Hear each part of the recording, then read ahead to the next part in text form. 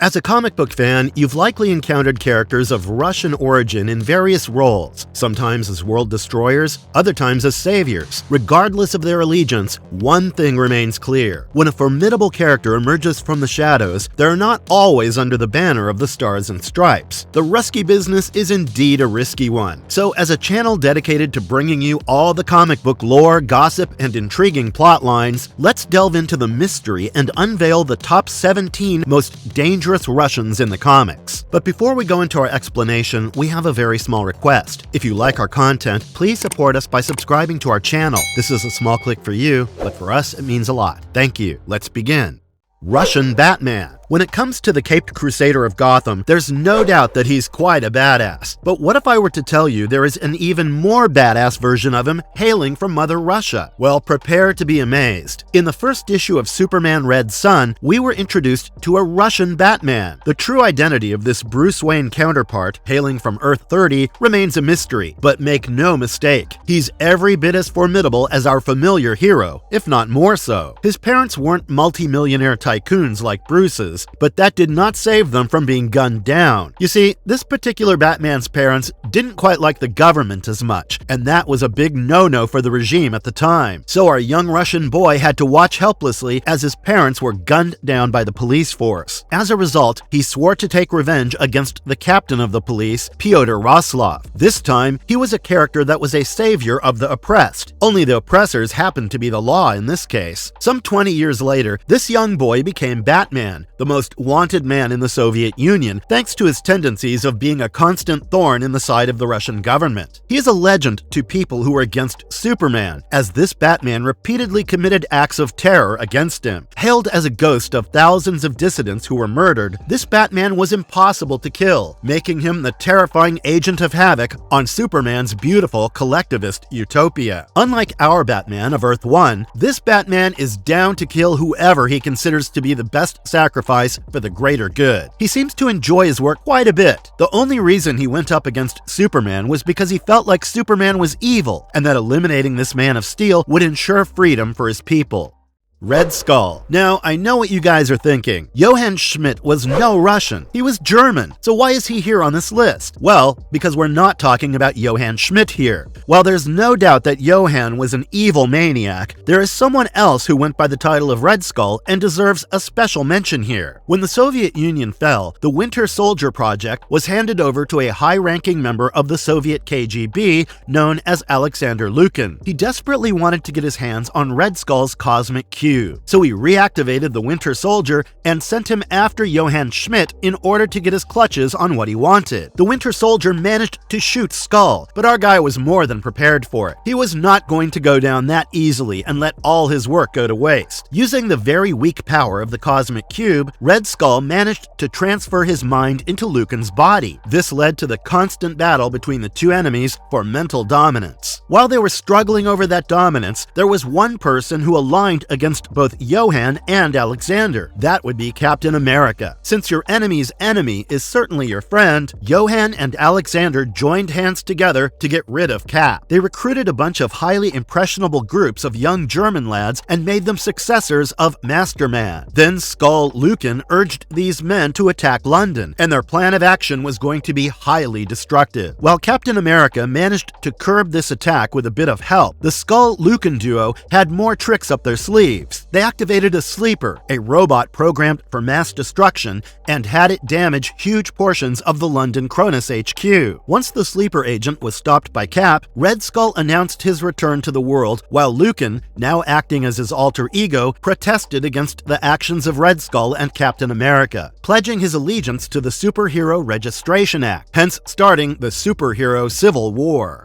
KGBeast. Anatoly Knyazev is a name that is more than enough to strike fear in any DC fan's heart. He's an assassin trained to kill by the Hammer, a super-secret subdivision of the KGB in Russia. He was trained to the point that any weapon in his hand would become deadly. The secret sauce for his strength is not anabolic steroids, though. He was cybernetically enhanced to have the strength of a literal beast. He was as strong as any 4 of the most healthy men you could think of combined. He could easily easily tear a person in half by using only his bare hands. His first ever appearance was in Batman issue 417. On the eve of his first appearance in Gotham City, KGBeast managed to kill 9 agents with ease, making his total kill count go over 100. However, we later find out that the real number of his kill count is at least twice the estimated guess. In his first hand-to-hand fight with Batman, KGBeast easily dominated the fight thanks to his training. The only way Batman managed to get the upper hand was by using the bat rope, but that did not stop him. When the bat rope got entangled around KGBeast's hand, he took a nearby axe and straight up chopped off his hand, and then replaced it with a cybernetic gun, which makes him a straight up Terminator-coded John Wick in my eyes. Talk about an unstoppable killing machine.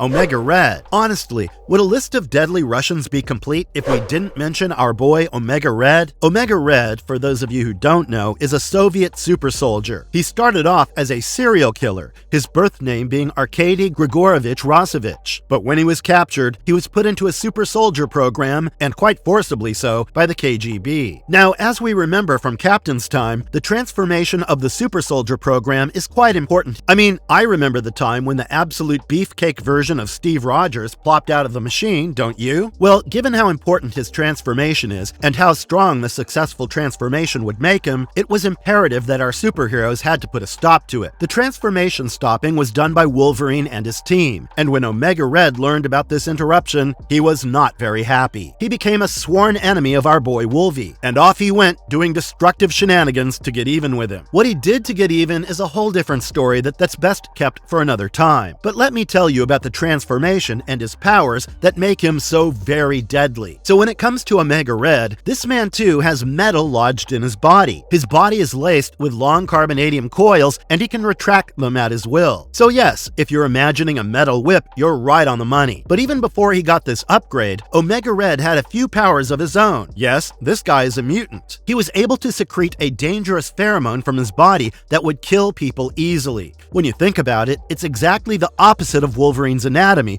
which could heal any dangerous wound with ease. Omega Red was also able to drain the life force of anyone he touched, which got enhanced when he went through the whole KGB upgradation. So you can understand why his fights with Wolverine are some of the very best. Colossus. Started from a Russian farm and ending up being one of the strongest members of the X-Men team, that was the trajectory of life when it came to Peter Rasputin, our gentle giant. We all know him. He's the guy that Deadpool hangs out with in Deadpool 2. But in case you don't know more about him than that, let me tell you. Peter was born on a Russian farm, and one day, when his sister Ilyana almost got crushed by a tractor, his powers manifested to ensure his sister's safety. His body turned into steel completely in a fraction of a second, and he was able to save his sister from the runaway tractor. This transformation granted him quite an insane amount of strength, and he was sure not afraid to use it when it came to protecting his family. When Professor X learned about him, he reached out to Peter and offered him a spot on the X-Men team. And that was a great call, because this man is a beast. When he transforms, Peter has a strength that is almost equal to that of an unangered Hulk. He can withstand high temperatures with ease. Throwing things around ain't no problem because the man can lift tons. He can even survive explosions caused by approximately 4,500 pounds of TNT. And that's a lot of TNT. The only time he died was when he killed himself for the greater good to find the cure for the mutant-killing legacy virus. He may be humongous, but in my brain, he will always be the small baby who needs to be protected at all costs. The Russian. Introduced in the 8th issue of the 5th volume of Punisher, the Russian was an interesting character from the get-go. Manucci was the one who hired the Russian to take out the Punisher. What was the amount of money offered for this deadly task? $10 million.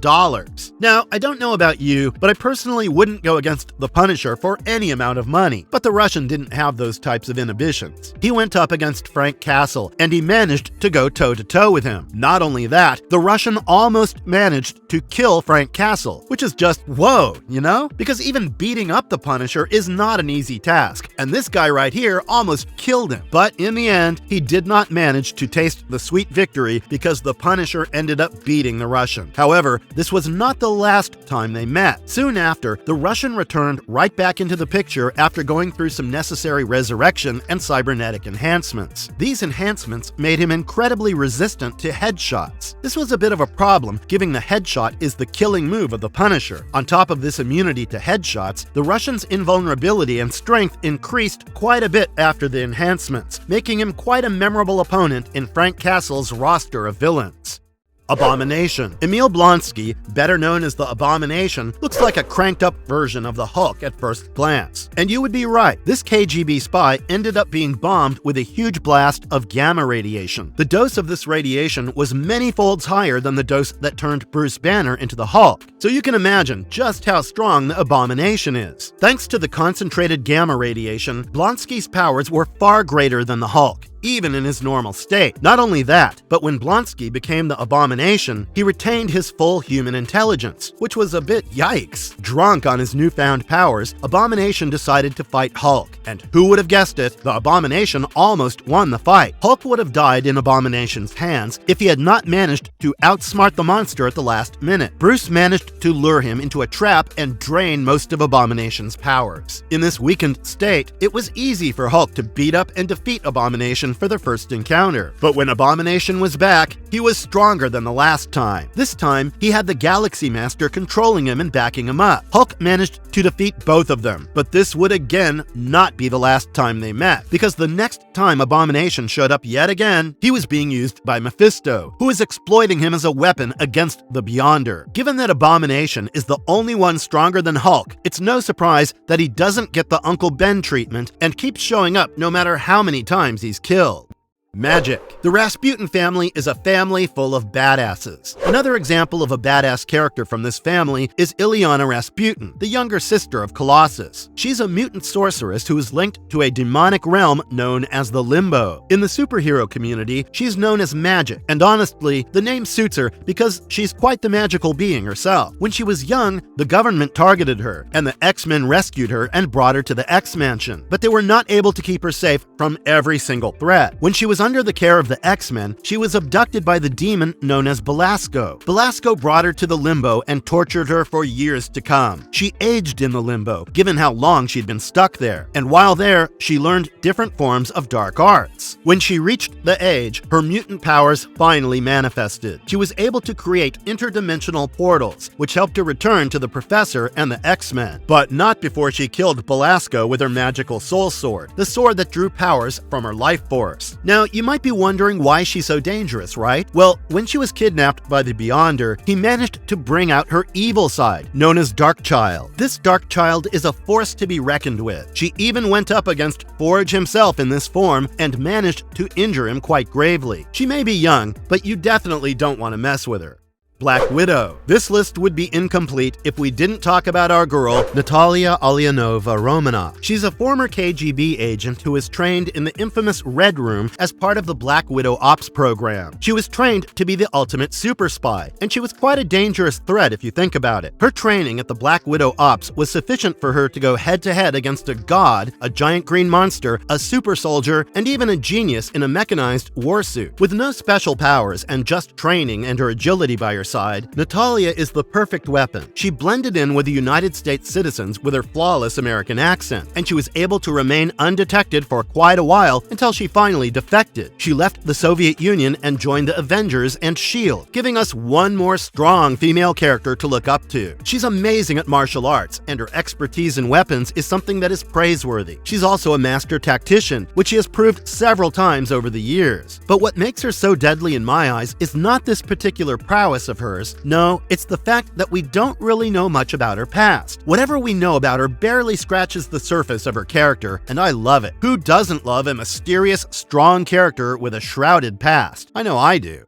Baroness. But Natalia is not the only strong female villainess that we can look up to. We've got Baroness up in the house. She's a sensual femme fatale whose ruthlessness matches her beauty. Anastasia Sisarovna is the daughter of a rich aristocratic European couple who didn't hesitate to spoil their princess. As she grew up, she joined a group of student radicals and soon made her way up the ladder. Eventually, she joined the ranks of Cobra. Yes, the Cobra from G.I. Joe. She's part of the ruling Cobra triumvirate, along with the Commander and Destro. Thanks to her close relationship with both of these men, the Baroness knows a lot more about them than she lets on. Despite them being her teammates, she doesn't hesitate to let the two men have at each other whenever she feels like she has something to gain from it. She's actually a trained spy from a Russian intelligence agency. Her fields of mastery lie in cryptography, biochemical weapons, and psychological warfare. Not only that, she's quite generous when it comes to using deadly weapons such as RPGs, AK-47s, and even M16s.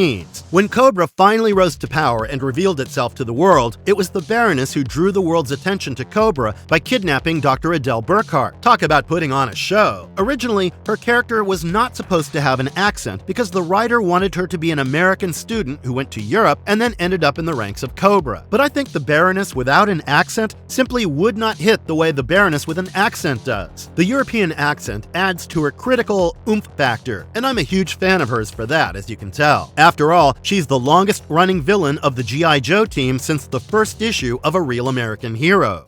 Sabbac. Ishmael Gregor started off as a Russian crime boss with an insatiable appetite for power. Buring, the New York City mob boss, was just not enough for him even though he was at the height of his criminal power. So he decided to track down the original Sabbac, Timothy Carnes. Once he knew where Timothy was, it was just a matter of time before he managed to trick the man into participating in a demonic ritual that would take away his Sabbac powers. By the end of the ritual, Carnes lay dead, and a bus full of innocent people was destroyed. But hey, Ishmael Gregor was granted the powers of Sabbac that he was after. Thanks to these powers, Gregor was now this demonic fire-breathing monster. He was able to fly around and raise demons from hell at his wish. But wait, there is more than that. He killed several, almost hundreds of people, and at one point, he wanted to kidnap children and sacrifice their innocent souls to a demon to usher in a new age of carnage. Luckily, the Outsiders put a stop to his rampage, and he ended up trapped in Katana's sword for good. Love Sausage. Despite his goofy name, any fan of The Boys knows that Love Sausage is not someone you can joke about. Vasily Vereshkin is a man of many facets. He's a former cop and is an ex-tank commander. He's also an ex-superhero who now lives out his life as a bar owner in Moscow. He was one of the few superheroes who were in the good book of The Boys. He even helped them out by defeating the rogue Soup Stormfront when they weren't able to defeat him alone. Now, for viewers who don't know about him, let me tell you why his name is Love Sausage. So, this man is rather well endowed. Like, when you see him in the comic panels, there's no way you can't notice his package. Just like most weebs, his kryptonite is women, with a lot of jiggle physics on their side. But despite this, he was not at all cocky. Vass is an extremely altruistic guy, and thanks to his superhuman abilities, like breaking down doors, lifting extremely heavy objects, withstanding direct blasts from a rocket launcher, etc., he's quite a strong ally. However, the fancy ability that the TV show gave him was quite an interesting touch. Who could have known that you'd see someone crank out more inches at will? I did not. When you think about his creation, it's clear that his character draws strong inspiration from Marvel's Red Guardian and Grandpa Maxim from Russian folklore. But in my eyes, what makes him extremely deadly is how he can drink brake fluid and pass it off as vodka. Kraven the Hunter. Any Spider-Man fan knows who this man is.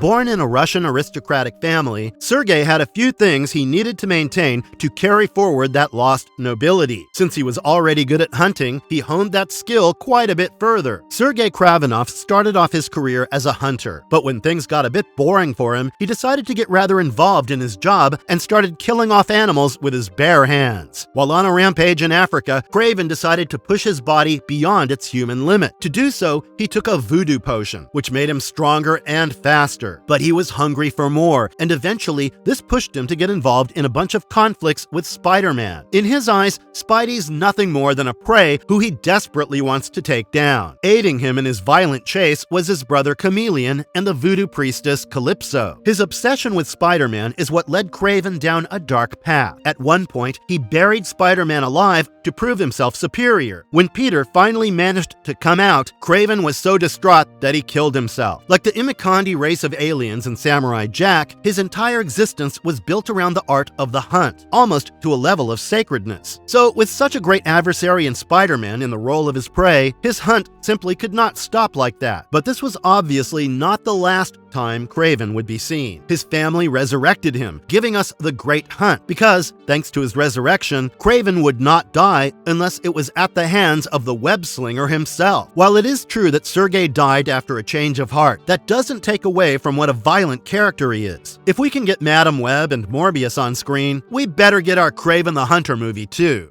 Ursa Major. There are not a lot of animals as dangerous as a big brown bear. Ask anyone in Russia. So imagine a Russian character who can transform himself into a big brown bear. Would that not be an extremely cool villain to have? Joe Rogan would surely agree. And well, we have it here in Marvel. Introducing Mikhail Yuryakovich Ursus. He's a Russian mutant who helped Margaret Carter's operations team to destroy a Hydra base. He was imprisoned for his own safety when his powers manifested, but eventually he was taken in by the Russian forces. Usually, Russian mutants were killed right after their powers were discovered, but when it comes to Mikhail, he was spared. See, there was a professor named Professor Phobos. He went ahead and spoke with the Soviet government to allow him to train Mikhail and other Russian mutants to become loyal agents of Russia. Obviously, he was not going to do this out of the kindness of his heart. He had ulterior motives, like every single evil professor in fiction. He wanted to gain power by using the mutants to do his bidding. That's where we learn that Ursa Major has the ability to turn into an 8-foot-tall brown bear, and unlike normal bears, he's rather invulnerable. He was eventually recruited by the Russian force known as the Soviet Super Soldiers. He went up against the Avengers and X-Men with his colleagues. Talk about going big or going home. So if you are someone who's been dying to watch a hero wrestle a bear, apart from watching Khabib Nurmagomedov's training, just be sure to follow Mikhail's comic arcs.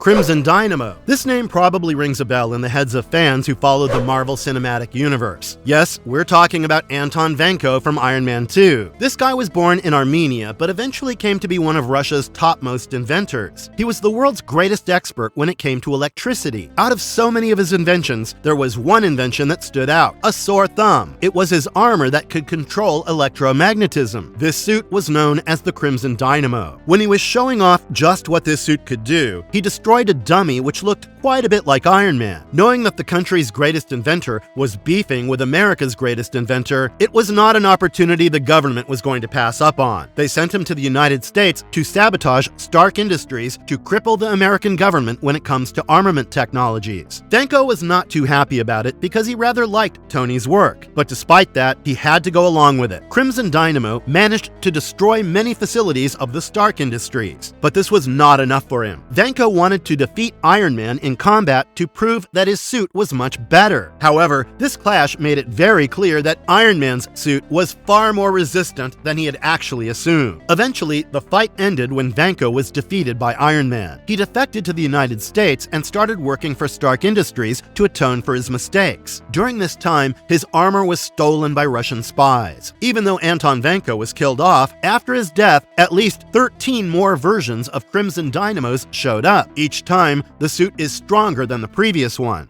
Darkstar. Before you argue, I think Darkstar deserves a spot on this list owing to her familial ties. You see, Lania Turovna is the daughter of the renowned Russian nuclear physicist Dr. Sergei Krylov. Her mother died during childbirth, and Lania and her brother Nikolai Krylenko were taken into the custody of the government immediately after the birth owing to their emerging powers. The Russian government was not super tolerant towards the mutants. They often considered them to be a dangerous bunch. But when Dr. Phobos insisted that they should use the mutants and their powers for their benefit, the government was willing to start a school for mutants. In this school, Darkstar got her powers, which allowed her to project the primordial energy known as Dark Force. She also showed exceptional prowess when it came to manipulating the darkness around her at will. Since she showed quite a bit of promise, she was selected into the Soviet super team tasked with bringing down Black Widow. However, Darkstar decided to switch sides. She joined the Champions of Los Angeles instead. There, she became super close friends with Iceman. After she left this group, she was reunited with her brother and joined the Soviet Super Soldiers program, shifting back to support Russia again. It was no surprise that Darkstar's alliance shifted throughout her story arcs.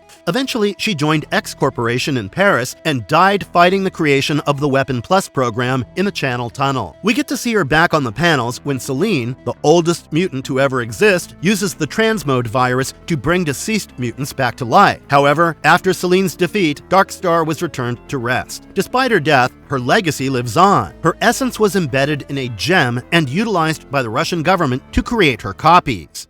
Red Star. Finally, we have the Russian member of Teen Titans, Red Star. As a child, Leonid would oftentimes hang out with his father, Constantine, who was an archaeologist. While on one such expedition, the father-son duo came across a spaceship that had crashed into the Yenisei River. While they were investigating the wreckage, the ship exploded. This explosion gave Leonid the powers of pyrokinesis, along with super strength, speed, and flight. Growing up, Leonid was a socialist, and he wanted to be of service to his country. He eventually became the first ever official hero of Russia with the name of Starfire. When he was offered to join the Teen Titans, there was already a Starfire on the team, so to prevent confusion, Leonid changed his name to Red Star. Ever since his joining, Red Star has been a part of a lot of sick adventures with his Teen Titan friends. While he's not a violent guy, seeing his power roster, it doesn't take much to imagine just how dangerous he could be if he wanted to. Seeing his potential, we have to give him a spot on our list.